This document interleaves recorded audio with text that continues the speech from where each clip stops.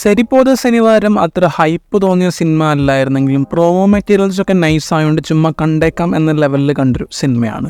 അപ്പോൾ സെരിപ്പോത ശനിവാരത്തെ കുറിച്ചിട്ട് സംസാരിക്കും. സ്പോയിലേഴ്സ് ഉണ്ടാവും. So let's get started.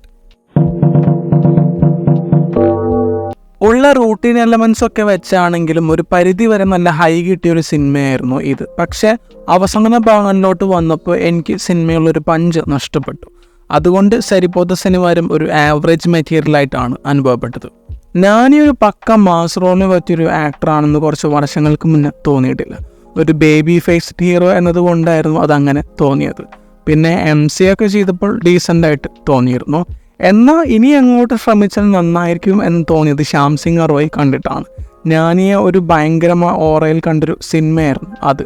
സെരിപ്പോത ശനിവാരത്തിലോട്ട് വരുമ്പോൾ ആക്ഷൻ ഹീറോ സെറ്റപ്പിൽ നന്നായിട്ട് സിങ്ക് ആവുന്നുണ്ടായിരുന്നു. ആൻഡ് ഈ സൂര്യ എന്ന് പറയുന്ന ക്യാരക്ടറിനെ ഡിസൈൻ ചെയ്ത രീതിയൊക്കെ കൊള്ളാമായിരുന്നു. ബാക്കി എല്ലാ ദിവസങ്ങളിലും റെസ്റ്റ് എടുത്ത് ശനിയാഴ്ച മാത്രം എല്ലാവരെയും അടിക്കുന്നൊരു പ്രൊട്ടാഗണിസ്റ്റ്. S.A. സൂര്യയുടെ പെർഫോമൻസ് നല്ല രസമുണ്ടായിരുന്നെങ്കിലും റിപ്പീറ്റഡ് ആയിട്ട് വില്ലൻ റോളിൽ കാണുമ്പോൾ എന്തോ ഒരു മിസ്സിങ് എന്ന് പറയുമ്പോൾ പെർഫോമൻസിൻ്റെ പ്രശ്നം എന്നല്ല ഉദ്ദേശിക്കുന്നത്. പക്ഷേ റെഗുലറായിട്ടൊരാളെ നെഗറ്റീവ് റോളിൽ കാണുന്നതിൻ്റെ ഒരു ആവർത്തന വിരസത ഉണ്ടല്ലോ. ഈ അടുത്തന്നെ റായനിലും പിന്നെ ഇന്ത്യൻ 2-ലൊക്കെ ജസ്റ്റ് കണ്ടതല്ലേ ഉള്ളൂ. മേ ബി അതിൻ്റെ ആവാം. സൂര്യ, ദയ ഈ രണ്ട് ക്യാരക്ടേഴ്സിനും വ്യത്യസ്ത ഗസ്റ്റർ കൊടുക്കുമ്പോൾ അത് തമ്മിലൊരു കണക്ഷൻ ഉണ്ടാക്കിയിട്ട് ഈ രണ്ട് ക്യാരക്ടേഴ്സിൻ്റെ ഇടയിൽ വരുന്ന ക്ലാഷ് നന്നായിട്ട് സൃഷ്ടിക്കാൻ വിവേക് അത്രയെ കൊണ്ട് സാധിച്ചിട്ടുണ്ട്. അതാണ് ഈ ഒരു ഫ്യൂഡ് കാണാൻ സിനിമയിലൊരു രസമായിട്ട് എനിക്ക് തോന്നിയത്. ഈ സിനിമയെ എപ്പോഴും സപ്പോർട്ട് ചെയ്യുന്ന ഫാക്ടർ ജെയ്ക്സ് ബിജോയുടെ മ്യൂസിക്കാണ്. ഫൈറ്റ് സീൻസ് മുതൽ ഞാനിക്ക് എങ്ങനെയൊക്കെ ഒരു ഇമ്പാക്റ്റ് തോന്നിക്കാൻ പറ്റും അതൊക്കെ ജെയ്ക്സ് ബിജോയുടെ മ്യൂസിക് ചെയ്തിട്ടുണ്ട്. ബഗ എന്ന തീമൊക്കെ പ്ലേസ് ചെയ്യുമ്പോൾ ഞാനിങ്ങനെ ഇരുന്നോർത്ത് തന്നെ കാലിൽ താളം പിടിക്കുമായിരുന്നു. അമ്മാതിരി വൈബായിരുന്നു.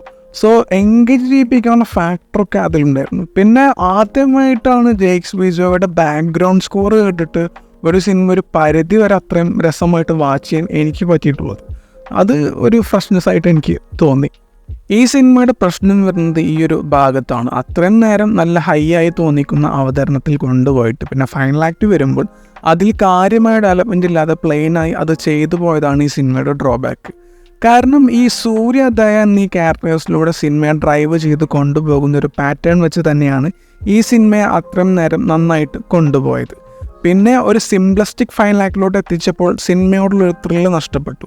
ഇതിപ്പോൾ സിനിമ അത്രയും നേരം ഒരു ആവറേജ് ലെവലിൽ പോയി അങ്ങനെ തന്നെ അവസാനിച്ചിരുന്നെങ്കിൽ ഒരു ആവറേജ് മെറ്റീരിയൽ എന്ന് പറയുമ്പോൾ എനിക്ക് ആ സിനിമയോട് അത്രയും ഫീലിങ്സ് ഒന്നും തോന്നില്ല.